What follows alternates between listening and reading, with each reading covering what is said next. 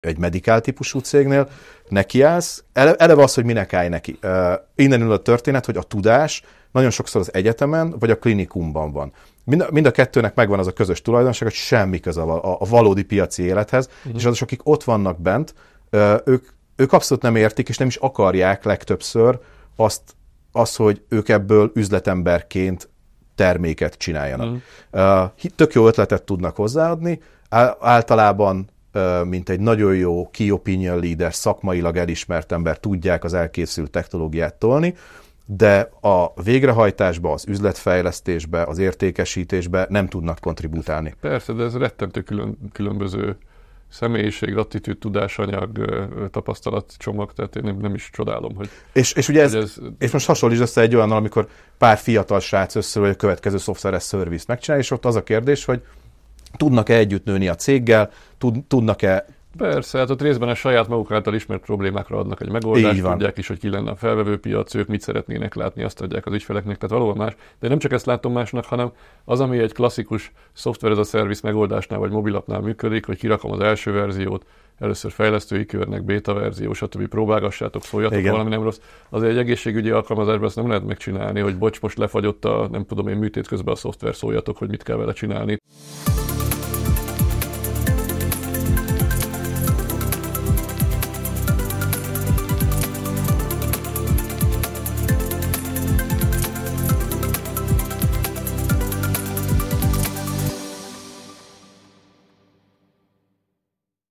Sziasztok! Sok szeretettel köszöntök mindenkit céges podcastunk legújabb adásában. Én Oszkó Péter vagyok, és ez itt a Doxo Coffee Break. Mai meghívottunk Hésmárki László, mondhatnám úgy is, hogy Goró, akinek a legújabb sapkája, hogy a White Unicorn nevezetű frissen a piacra lépő inkubátornak az alapító tulajdonosa vagy. De hogy valaki egy új inkubátort ma a piacra hozzon, ahhoz azért egy hosszú utat kell bejárni, úgyhogy arról is faggatni fognak, hogy mi van mögötted, és persze arról is beszélünk, hogy mit csinálsz most. Köszönöm szépen, hogy elfogadtad a meghívást. Köszönöm szépen a meghívást. Kezdjük, hogy mit kell tudni a White Unicornról. Mi az, amit hozzákössünk ez a brand névhez, mi az, amit innentől automatikusan kell, hogy tudjunk, ha felhangzik ez a név. A White Unicorn egy medtech és health-techre fókuszáló, nagyon korai fázisra fókuszáló inkubátor és preinkubátor, ami pont ezen a területen lévő cégek elindulását, sőt, összerakását segíti. Ezzel együtt, hogyha vissza akar az elejére kanyarodni, akkor igazából elég egy nevet mondani, a te társad nevét, mert ezt már mindenki ismeri Magyarországon, ugye Balogh Petya. Igen. És az ő első nagy induló sikervállalkozását, a Navengo NNG, ugye ott voltak brand vagy névváltoztatások is. De miközben amennyire én ismerem ennek a történetét, egy meghatározó, legalább annyira meghatározó figurája voltál ennek a történetnek. El tudod-e mondani, hogy te hogy láttad belülről, vagy neked mi volt a megélésed ezzel a sztorival kapcsolatban? A Navengóról. Nagyon régen volt. Valószínűleg erről külön órákat tudnál. Így van. A Navengóról az nagyon érdekes, és kevesen tudják, hogy nem úgy indult, hogy előtte mi Petyával csináltunk egy játékfejlesztő céget, még ilyen Pocket PC-kre, meg Palm kütyükre, ami ez nagyon ritka, ami akkor még egy nagyon-nagyon szűk piac volt, és nem csak a geekeknek szólt. És azt vettük észre, hogy használják erre, és egészen jól ment a kis cégünk, de legtöbben elkezdték navigációra használni. És akkor gyakorlatilag így született a Navengo. Nagyon érdekes volt, hogy itt 3 csoport állt össze. Mi voltunk ugye a fejlesztői csoport, aki a technológiához, kütyűhez értettek, illetve 2 másik csoport volt. Egyik csoportok nagyon erősek voltak nemzetközi salesben ezen a piacon, és egy harmadik meg a digitális térképekhez. És így indult a Navengo. És hát ugye klasszikusan így 4 főről a vége az már ilyen 7-800 fő volt, ameddig végigvittük. Én inkább ugye alapítóként vettem ebben részt, de gyakorlatilag a technológiai csapatot én vezettem, építettem ezen a hosszú-hosszú úton keresztül.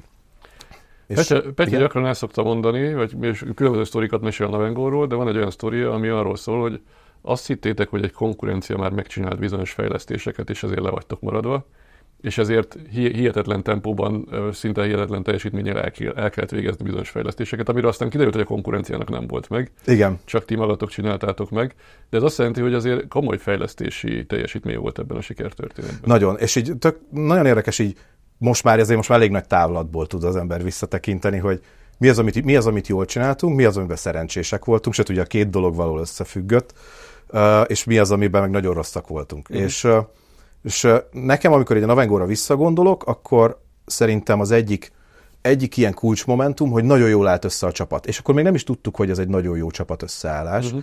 És nekem például ez azóta egy ilyen hozott csomagom, hogy nagyon az ilyen típusú startupokba hiszek, ahol volt egy domainben nagyon erős ember, aki nagyon értette a szakmát, vagy egy csoport, volt két ember, aki nagyon értette a saleset, akinek volt hozzá karaktere, megjelenése, története, és voltak nagyon ügyes technológiai gyerekek. Tehát ez volt az egészben szerintem egy ilyen szerencsés dolog. A termék, ez amit kérdeztél, ez meg egy nagyon érdekes dolog volt, akkoriban még nem volt ennyire kiforrott ez az egész product management, hogyan tervezzünk produktot, mire érdemes figyelni, mire nem. Úgyhogy kicsit ilyen engineering pride megközelítéssel közelítettük a dolgokat. És sose baj, az ember a konkurenciáira figyel. Tehát ez... De pont ez volt, hogy így minket inkább nem blokkolt az, ami a konkurenciát blokkolt, akik elhitték maguknak, hogy valamit lehet, valamit nem lehet. És így visszagondolva szerintem 2 olyan dolgot csináltunk, így utólag, amit akkor nem is gondoltunk ennyire fontosnak. Az egyik az, hogy lévén játékokat fejlesztettünk, nagyon jók voltunk UI-ban, UX-ben. Most én 2005-6 környékéről beszélünk, ez egy tök ismeretlen dolog volt a legtöbb embernek, hogy UI, UX nagyon fókuszál rá, nagyon hulladék felhasználói felületek voltak, nagyon kényelmetlenek. Ebben mi jók voltunk, és erre nagyon nagy energiát tettünk rá. A másik pedig az volt, ez pedig az, hogy a rendszerek a második verziója az olyan volt, hogy egész Európát rá akartuk rakni egy SD kártyára. Most egy Európát úgy kell elképzelni, most már az Európa térképét. Igen, ma már ez nem hangzik kihívásnak, de ez nem mindig volt így. Gondolj bele, mondjuk 600 millió útszegmens van, az azt jelenti, hogy kereszteződéstől kereszteződésig, és ezt rágyűrtük 1 gigabájtra. Az azt jelenti, hogy 1,4 byte írt le egy darabka utat házszámokkal, geometriával, névvel, egyebekkel, tehát nagyon-nagyon komoly tömörítési trükkök voltak. És nem is tehát semmi üzleti oka nem volt ennek, amikor ennek mi így nekiálltuk. Mi csak meg akartuk mutatni, hogy ezt meg tudjuk tenni. Egy szakmai kiállításon azt felmutatni, hogy tessék, ezen van rajta Európa térképe, annak van egy erős sales marketing hatás. Van, és ráadásul akkoriban meg különösen volt, mert akkor az jött ki, és ez is csak így utólag esett le nekünk, hogy ha a konkurensünk 2 gigás memóriakártyára tesz egy Európát, akkor a 2 gigás és az 1 gigás kártya közötti árkülönbség az nagyobb, mint amennyire mi a szoftver licenszet adtuk. Tehát innentől kezdve, és ez is most már így oktatják, tehát hogy amikor egy új terméket csinálsz, ne egy 10-20-30%-kal jobb legyél, mint a konkurencia, hanem kell az a nagy áttörés, ami miatt a vevőidnél gyakorlatilag no-brainer, hogy téged választanak, és hogyha csak egy picivel csinálod jobban, mint a konkurencia, ez nagyon kemény értékesítés lesz. És mi csak azt vettük benne észre, hogy hú, de jók vagyunk salesbe. És utólag esett le, hogy nem feltétlenül voltunk mi annyira jók salesbe, szerintem amúgy jól csinálták a srácok, meg nyilván benne volt a rutin, de így nagyon könnyű volt eladni, hogy őket választod, vagy minket, és a teljes bombköltséged, a teljes költséged, amivel az előállítás kerül, kevesebbe fog kerülni, mint a konkurensnél. Igen, sokszor látszik az ellenkező, amikor éppen valami nem megy, akkor a szélszes mindig elmondja, hogy hát nem jó a termék, azért nem tudom eladni, a termékfejlesztő elmondja, hogy hát nem jók a szélszesek, azért nem tudják eladni. Ez pont a fordítottja volt. Igen, így van. Szóval szerintem ezt a 2 dolgot nagyon-nagyon jól csináltuk, úgyhogy ez olyan szintig, hogy utána nagyon-nagyon sok hibázást, növekedésből adódó ilyen kis bénázásokat, azt nagyon szépen tudta ellensúlyozni. Aha, és ezek mik voltak egyébként? Ugye klasszikus növekedés, hogyan struktúrálod a dolgokat, hogyan incentivizálod a szélszet. Tehát egy ennyire gyorsan növekvő cégnél, tehát volt olyan, hogy napi 3-4 ember kezdett nálunk. Most gondolj bele, hogy ez milyen szintű onboarding egy ekkora cégnél. Önmagában egy komoly menedzsment feladat. Abszolút. Hogyan hozod létre a középvezetőket, hogyan hozod létre egy operation csapatot úgy, hogy ott az ott lévő emberek ugyanúgy motiváltak legyenek, egy értékesítő csapatot, hogyan struktúrálod, hogyan ne legyenek channel konfliktok a salesben. Tehát ezek mind-mind olyan dolgok voltak, amiben sok-sok pici hibázás volt végig. Szerintem ezek volt, inkább azt tudom mondani, hogy sok ilyen kisebb hibánk volt, és szerintem volt egy nagy, hogy nem adtuk el elég korán. Úgy érzed, hogy nem adtátok el addig, mire a Google kihozta az ingyenes applikációit? Az akkora ijegységet okozott egyébként. Az akkor már nagyot. De hogy már előtte is több felvásárlási ajánlat volt, több beszélgetés volt. Ugye klasszikusan ez is olyan, ami most már, amikor startupot készít az ember, most már ez egy ilyen tudás, egy tanulható tudás, akkor még egy nagyon új dolog volt, hogy fák nem nőnek az égig, egy új piac, amikor létrejön, van egy ablak, ahol neked vertikálisan kell integrálódni. Vagy megeszel addigra mindent egy nagyon-nagyon gyors növekedéssel, vagy be kell szállnod egy ilyen vertikális integrációval. Hát igen, csak nehéz előre látni, és akkor vannak ezek az általános jelszavak, amiknek próbál mindenki megfelelni, hogy unikornist kell építeni, érdel, $1 milliárd értékelés, stb. Miközben nem baj, az ember a saját realitásait, meg a saját piacát, meg a saját lehetőségeit is látja mellette. Igen. És ebben voltam ugye a tulajdonosok között egy ilyen nagy ellentét, tehát igazából valahol ezt szakította szét a céget, ami miatt 2013-ban mi eladtuk. Ezzel együtt ti magatok csináltatok egy sikeres exitet. Igen, így van. És téged is utolért rövid időre az a sors, hogy amikor csinál valaki egy sikeres exitet technológiai vállalkozóként, akkor befektető is akar lenni. Így van. És rögtön azt hiszi, hogy ő lesz a legjobb. Igen? Te is azt hitted? Persze. És milyen kalandjaid voltak? Első körben úgy közelítettem meg, mint egy általános angel befektető. Sokat buktam rajta. Tehát alapvetően pont úgy csináltam, mint egy igazi kezdő, széles területre lőni, nagyon maga a portfóliónak a doménye nagyon széles volt, hogy milyen területre fókuszálok. Nagyon könnyen beleszerettem egy-két ötletbe, kevéssé volt az, hogy nézzük meg jó alaposan a piacot még talán, de az alapítókat. Tehát, hogy ugye erre mondják azt, hogy a befektetési életút az mindig arról szól, hogy a legelején még az alapítókat nézed, utána a számokat, aztán újra az alapítókat. És hogy ott volt egy időszak, amikor nagyon az ember a számokra fókuszált, és az nem egy jó stratégia szerintem az elején, mert minden az alapítókon múlik. Meg ez a domain dolog, ez volt nekem egy ilyen nagy tanulság, hogy ugye a befektetés pont ugyanúgy, mint az alapító is, abszolút nem a pénzről szól. Már nyilván pénzrésze is van, de alapvetően arról szól, hogy mit tudsz még a pénzen túladni. Tudást, hálózatot, kapcsolatokat, és abba tudsz elég jól lenni, hogy tudod-e segíteni. Ugye pont a Navengo példa. Ez különösen igaz abban az időszakban, amikor nagyon sok pénz volt a piacon. Igen. Alapvetően önmagában az, hogy valaki pénzt adott, annak még nem volt nagyon különleges karakterjegye. Ma egy picit más a piac, tehát aki be tud fektetni, az valószínűleg talál magának befektetési célpontot, de akkoriban valóban tudni kellett versenyezni, és ráadásul egy ilyen piacon nagyon megkülönböztető jegy volt, hogy a pénzen kívül ki tudja még egyéb dolgokkal segíteni a cégek növekedését. De te nem maradtál klasszikus angyalbefektető igazából? Nem. Rájöttem, hogy így ez a része így már annyira nem is érdekes. Tehát alapvetően meg szerintem ugye befektetőnek lenni, amikor csak angel befektető vagy, az valahol inkább egy hobbi. Hát sima egy személyes angyalbefektetőnek lenni, az valóban az. Borzasztó nehéz óriás sikereket egy személyes angyalbefektetőként felépíteni, nem tudsz diversifikált portfóliót kialakítani, mert azért nyilván nem tudsz olyan szélesebb. Korlátos az időt, korlátos a pénzed.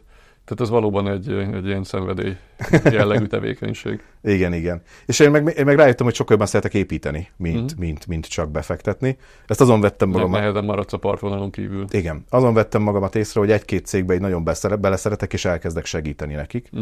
És több ilyen cég volt, akiben segítettem, és az egyik ilyen utolsó cég volt körülbelül 5 éve.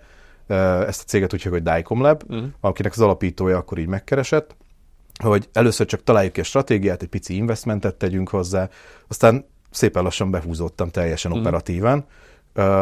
Ez egy nagyon izgalmas fogászati medtech csapat volt. Engem mindig érdekelt az orvos tudomány ebben úgy általánosabban, csak valahogy így messze maradt. Hát nem az volt a sikertörténet. Nem az volt, igen. Kívülről nézve, hogy valaki megcsinál egy sikeres navigációs céget technológiai vezetőként, és aztán egyszer csak belecsöppen egy fogászati alkalmazásba, az nem tűnik rögtön logikus ilyen kontinuitásnak.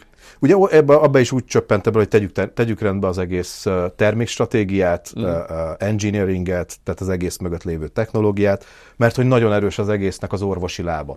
Tehát, hogy én picit úgy voltam mindig ezekkel a cégekkel, hogy engem nagyon vonzottak az olyanok, akik tök sokáig eljutottak, úgy, hogy mondjuk pont ez a lábuk gyenge volt. Mert ugye ez mindig azt jelenti, hogy ha valahol handicapesek, akkor a másik lábuk viszont nagyon erős. Általában a sales vagy a domain tudásuk, és ilyen iparági tudásuk, és hogy pont az van, hogy ha egy ilyenben az ember jobban elkezd belevonódni, akkor ott tudok nagyobb értéket teremteni, csak ezen keresztül így sikerült jobban megismernem most a dental industry-t, meg most már kicsit a medikál területet is. De úgy tűnik, hogy beleszerettél, mert hogy ezen a területen indítasz inkubátort. Így van, nagyon-nagyon. Tehát alapvetően... Mit látsz benne? Több dolgot. Egy, hogy hihetetlenül le van maradva. Ugye nagyon jó missionöket lehet rá kitűzni. Tehát, hogy azért alapvetően legalábbis nekem személyesen, pont az, hogy nem az, hogy na, csináljunk még egy szoftveres service céget, még egy mobil applikáció, vagy valami, ami az üzleti dolgokat egy picit javítja, itt 20-30%-ot, ezek nagy értékeket teremtenek, csak nekem ezzel így azonosulni kevésbé jó, mint azt mondani, hogy na, ennek a végén egy ember van, akinek mondjuk könnyebb, fájdalommentesebb, gyorsabb gyógyulós megoldást tudunk adni. Tehát ez egy... Az egyéni hozzáadott érték, ami motivál. Egyébként nyilván a társadalmi hasznosság, meg a társadalmi érték is jobban kézzelfogható, nevesíthető, de egyébként meg a kockázatitőkeiparágnak a ilyen előretekintő jóslásai is arról szólnak, hogy az egészségipar az egyik legfontosabb használási területe lesz az innovációknak. Tehát valóban lehet javítani a vállalat belső kommunikációján, vagy nem tudom én a HR folyamatokon, meg a marketing hatékonyságán, és abból is lehet pénzt csinálni, de ami érdemben változtatni fog a világ működésén, meg a társadalom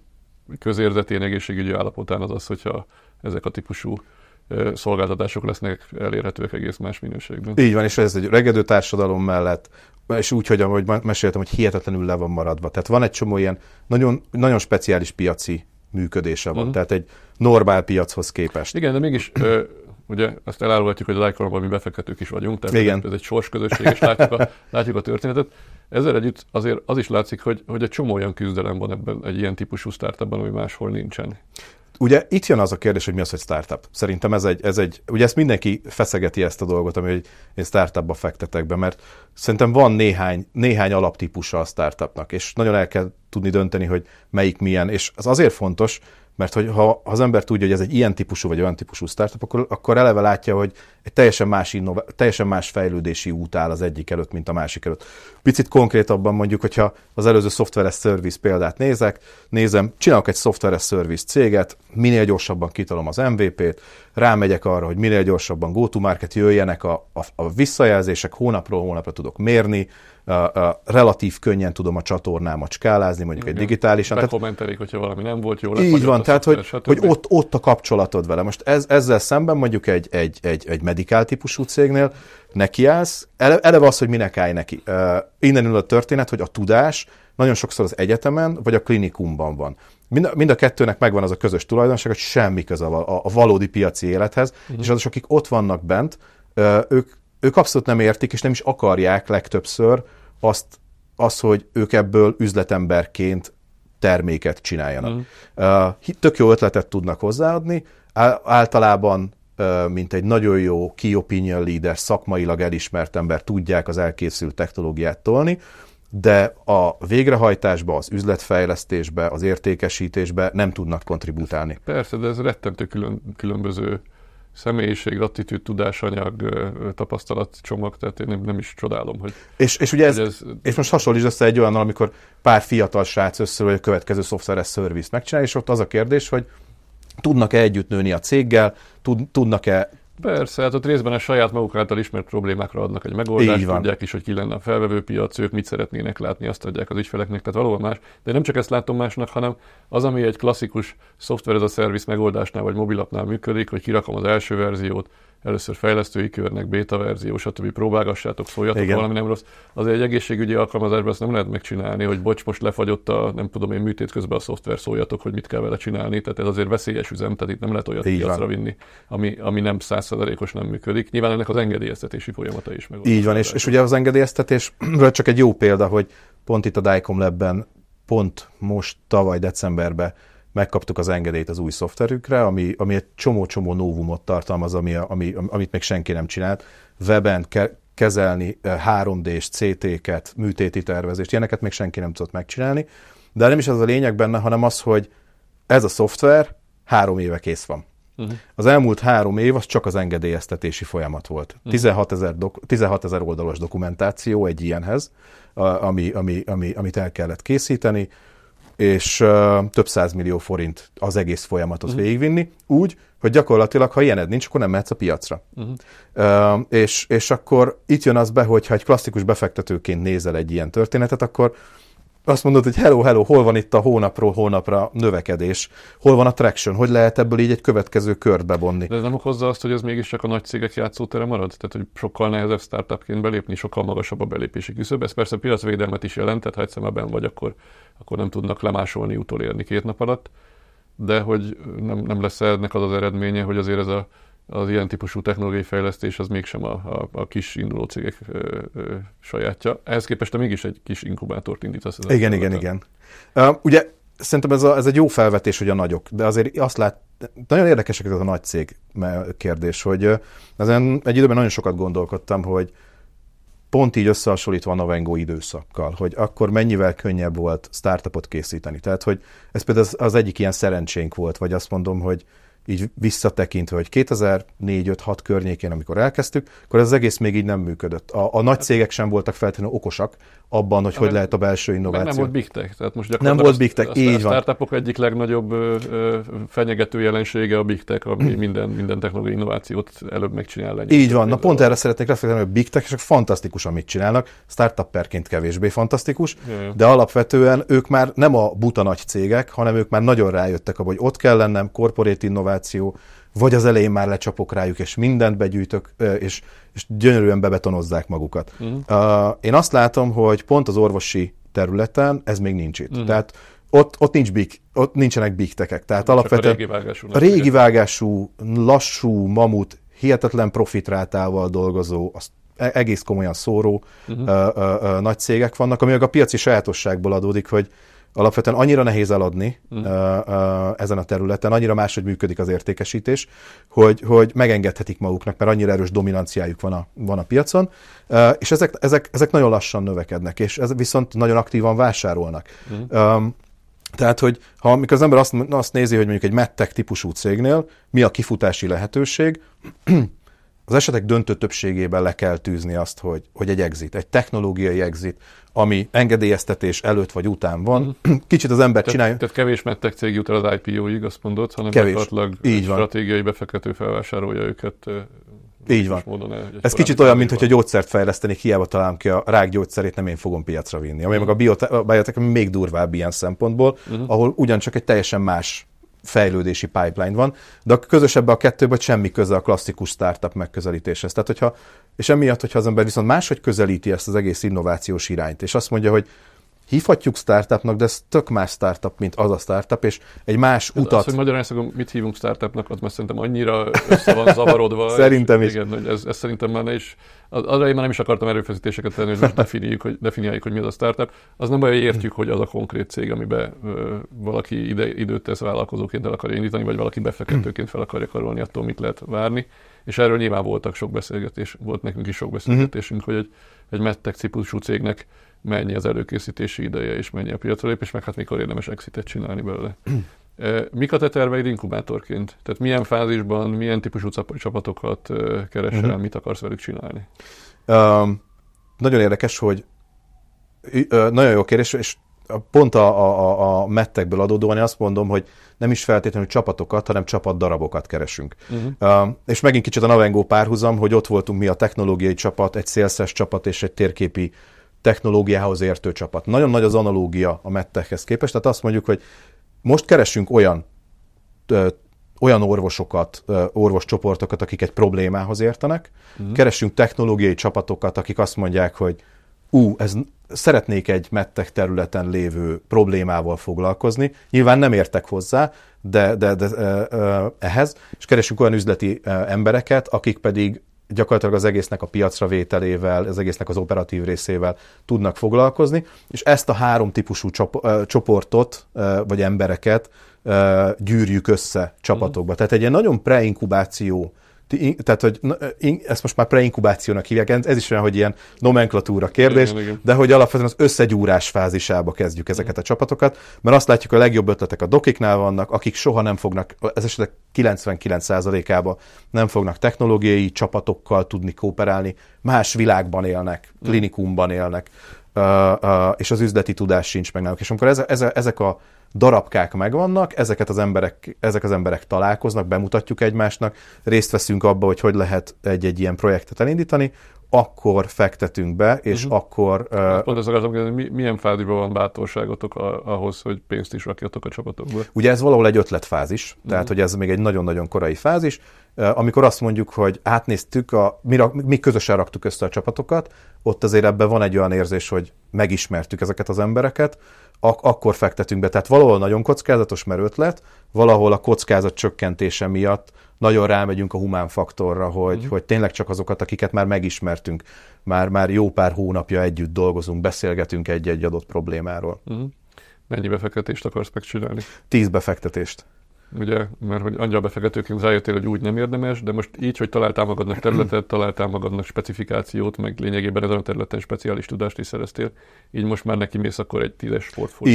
Így van. Ugye, igen, tehát és ugye ebben a fázisban azért azt látjuk, hogy még egy relatív pici tőkével lehet befektetni, co-investálni szeretnénk, tehát valahol azt is szeretnénk elérni, hogy ha mi összeraktunk egy ilyen csapatot, az egyfajta plecsni legyen a csapaton, hogy ez a csapat validálva lett általunk, átnéztük, jó emberek vannak ott, jó a cél, és co-investálunk. Tehát akkor ki is alakítotok egy olyan társbefektető kapcsolatrendszert, hálózatot, akik ezt tudják továbbvinni. Így van. Mindegyiket úgy tervezzük, hogy legalább 2 vagy 3 fektessünk be. Pont most a befektetési köreink mérete, ez mondjuk egy 25-30 millió forint.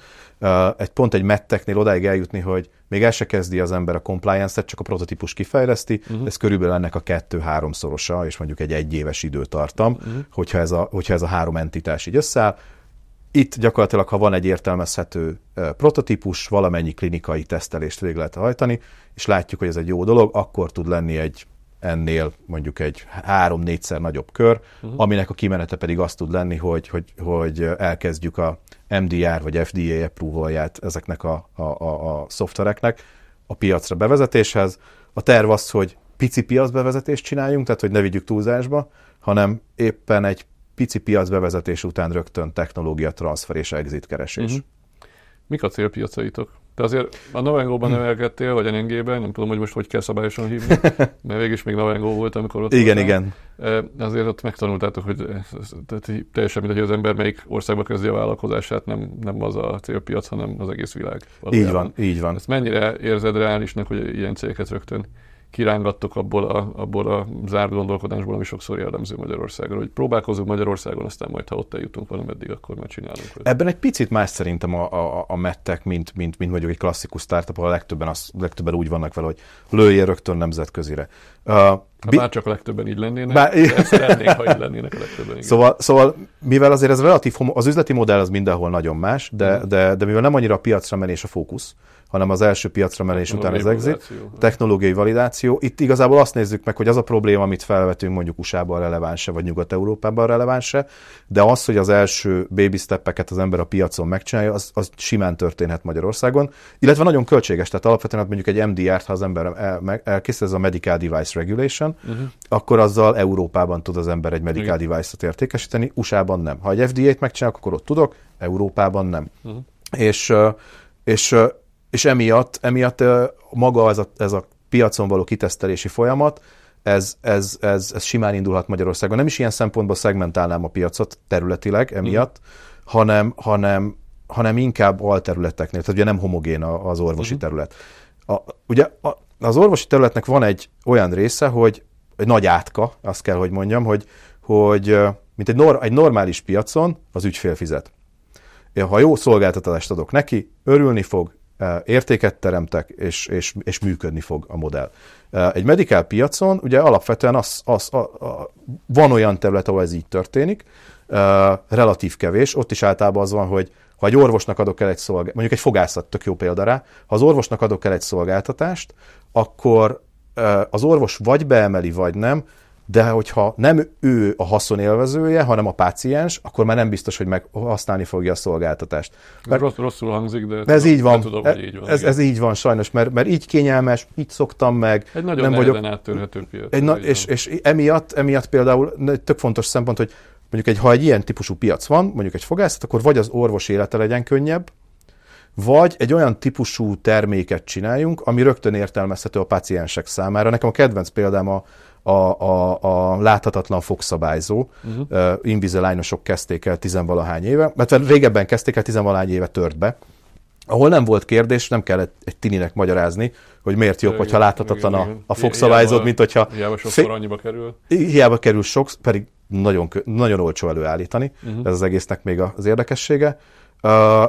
Tehát, hogy ott maga a páciens tudja drive-olni, és azt tudja mondani a dokinak, hogy már pedig én ezért láthatatlan fogszabályzót akarok csinálni, és nem kérdés, hogy átmegy. De mondjuk egy belső műtéti protokoll, hogy egy műtét mondjuk egy picit jobb tud lenni ezzel az eszközzel, vagy azzal a szoftvereszközzel, ugye azt már nem feltétlenül látja a páciens, és a doki el tudja neki mondani, hogy de ez jó lesz így. Mert nincs meg az a tudása. Tehát, hogy vagy az van, hogy a páciens is lássa az értéket, vagy az orvosnak legyen tiszta értéke, és ezek még a könnyebb piacok, tehát ahol maga az orvos piaci alapon működik, mondjuk fogászat, nőgyógyászat, plastikai sebészet, tehát vannak ezek az alterületek, és van mondjuk az olyan, ami meg mondjuk klasszikusan vagy biztosító, amit vagy egy biztosító, vagy állam finanszíroz, ahol meg gyakorlatilag maga a döntéshozó, az már ugye a páciens a végső élvezője, de nem ő dönt, nem az orvos dönt, nem is a kórházigazgató dönt. A döntés az függeni fog attól, hogy éppen mit bír el a költségvetés, mi az, milyen költségű eljárást fognak tudni egyáltalán finanszírozni, tehát aztán nagyon sok összetevő. Tehát ott már kb. 4 lépés távolságra vagyunk a haszonélvezőtől, a pácienstől.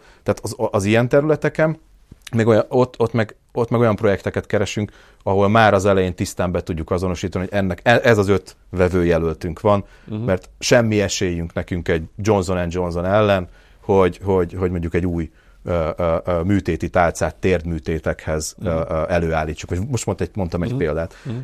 Mert ők át tudják törni ezt a 4 lépéses falat, egy startup gyakorlatilag nem tudja.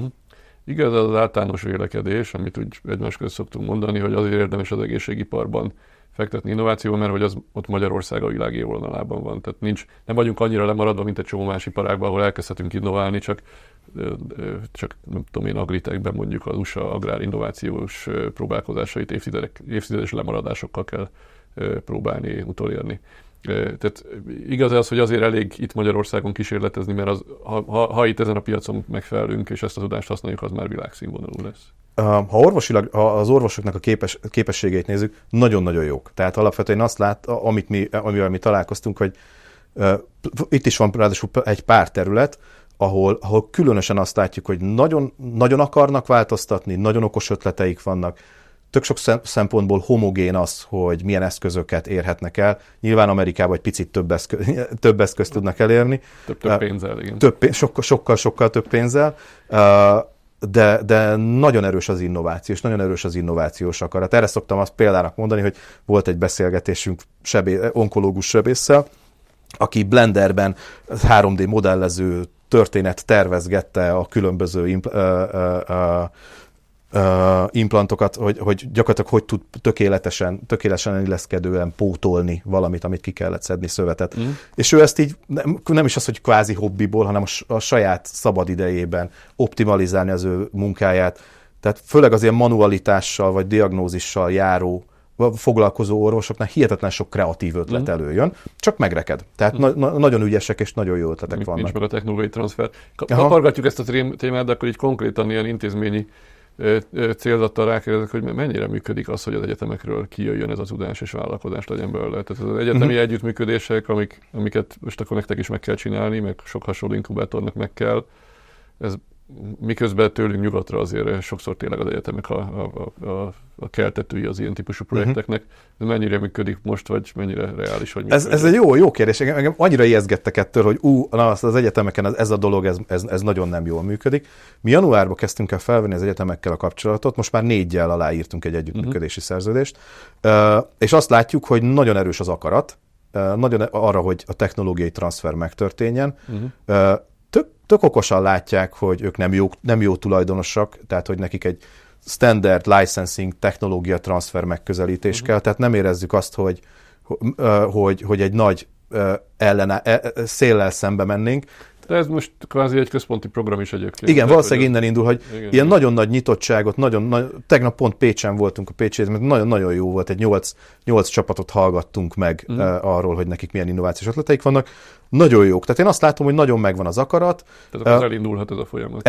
Itt szerintem ennek az a titka, ezen kezdtünk el most pontosabban gondolkodni, hogy ezt hogyan akarjuk végigvinni ezt a modellt, hogy itt megint a skill matrix jön be, hogy az, aki egyetemen előállít egy innovációt, ő nagyon okos, nagyon érti azt a területet.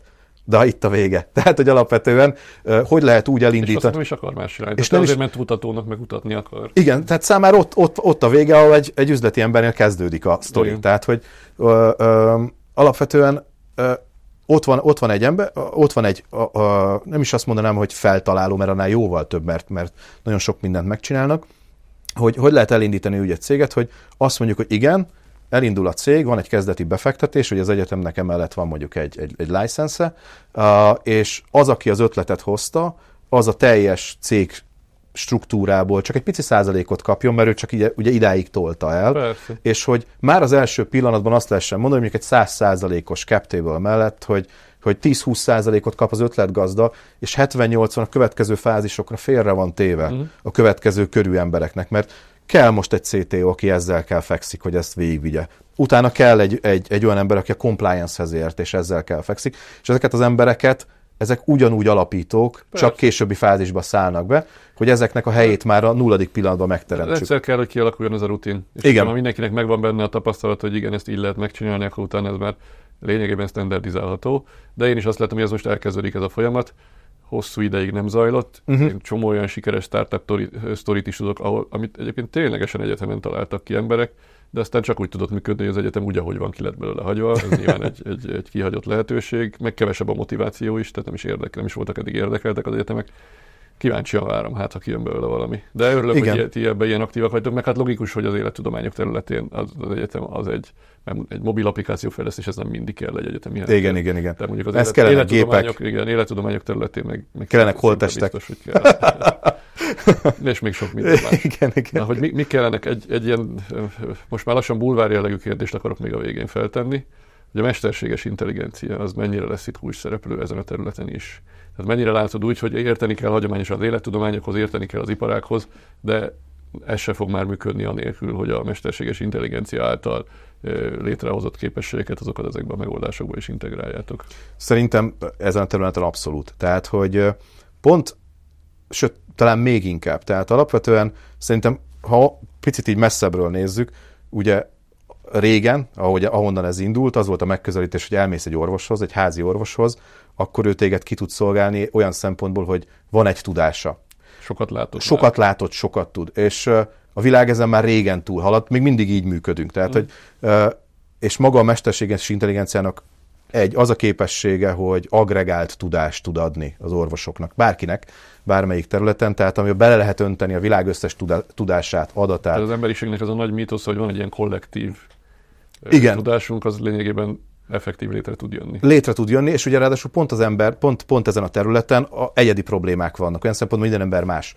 De ugye gyakorlatilag attól még statisztika van, tehát hogy ha most elmész egy orvoshoz egy problémával, valószínűleg be fog téged állítani az ő kis megszokott protokolljába, fél évig próbálkozik addig, ahogy te eljutsz ahogy eljuttok egy megoldásig, vagy egy 3 hónapig. Ehhez képest egy testre szabott diagnózis folyamatában, ahogy ezek az eszközök elterjednek, akkor a te adataidból, meg a te ismeretedből, meg ebből a tudásból kiindulva, valószínűleg egy sokkal optimálisabb úton lehet eljutni a diagnózishoz, mert a 47 éves, pocakos, stb. Típusú embereknél, ha ilyen probléma van, várhatóan statisztikailag inkább ezek az okok, és ebbe az irányba menjünk el, amire feltételezzük, hogy egy orvos tudja, és van, amelyik éppen jól beletalál, de azért alapvetően sok a hiba. Tehát a diagnózis folyamatában ez a teljes tudásagregáció, ez nagyon erős tud lenni. Nem is lehet egy fejben tartani. Tehát most vagy az ember vagy orvosként dolgozik, vagy kutat, de még akkor is exponenciálisan nő az előállított információmennyiség. Tehát itt aztán a másik, hogy nagyon sok ugyancsak diagnózishoz köthető tevékenység van, a klasszikus példája, képfelismeréshez köthető dolgok, hogy most már bizonyítottan előjöttek olyan mérések, hogy egy rák felismerése, vagy bármilyen probléma felismerés egy CT-ről sokkal jobb a gép, az AI benne, mint egy ember, sokkal nagyobb korpuszon tud tanulni, sokkal több adatot tud ebbe begyűjteni. Utána, szóval én azt látom, hogy a diagnózisban van egy nagyon nagy szerepe, pont emiatt. A másik része pedig, hogy ugye az orvosi területnek ugyan van egy nagyon nagy adminisztráció igénye. És az orvosok nem szeretik az adminisztrációt, se a számítógépeket tömegével, tehát alapvetően nem ez a klasszikus orvos példa, és az ő életüket egy AI meg tudja könnyíteni. És most ilyen triviális dolgoktól kezdve, hogy lediktálja egy AI-nak a végén a receptet, vagy éppen azt, hogy éppen mi történt a beteggel, vagy teszem azt, fölveszi beszélgetés közben, és akkor nem kell 2 percig, vagy 3 percig diktálni az asszisztensnek. Tehát az ilyen triviális dolgoktól kezdve az összes olyan adminisztrációt segítő eszközig nagyon-nagyon sokat tud a nem orvosi területen segíteni. Igen. De amiket még láttunk itthon, ugye a Turbine AI, meg a Genomate, ezek ráadásul már terápiás területek előkészítő kutatásait is csinálják AI alapon, tehát tényleg az látszik, hogy azért nagyon sok területre fog ez a fajta technológiai tudás betörni, magyarul az a háttér, ami neked van, mert mégis csak szoftveres irányból jöttél, az elemi igény lesz a medtech területen is. Mi is mindenhol csak olyan dolgokkal foglalkozunk eddig, és ezért szerintem maradunk is ebben, amiben szoftver van. Tehát, hogy most egy új vasat, azt nem, vagy új orvosi eszközt így nem tervezünk kialakítani. Na, akkor itt ez a végén a reklám helyett, tehát hogy kik azok, akik keressenek titeket, jelentkezzenek nálatok. 2 mondatban összefoglalva. Ez a 3 csoport. Ötletgazdák, akik orvosi területen problémát látnak, és van rá akár megoldásuk. Nem kell, hogy más területhez értsenek, orvosok, vagy kutatók egyetemi területen. A másik olyan informatikát, fejlesztés iránt érdeklődő emberek, csapatok, akiket érdekelnek ezek a projektek, és beszállnának egybe. Harmadik pedig, akik üzleti oldalról azt érzik, hogy tök szívesen beszállnának egy ilyen startupba, ahol ez a másik 2 láb már adott. Tehát ezt a 3 csoportot keressük. Hajrá, legyen így, mi meg akkor befektetőként örömmel várjuk, hogy rakjatok össze jó projekteket, és akkor DICOM Lab után örömmel beszállunk azokba is. Köszönöm, hogy elfogadtad a meghívást, és köszönöm a beszélgetést. Köszönöm, hogy követtek, néztek, hallgattok minket. Ha tetszenek a beszélgetéseink, akkor kövessetek továbbra, és iratkozzatok fel a YouTube csatornánkra, vagy a Spotify-on is hallgathattok minket. Sziasztok!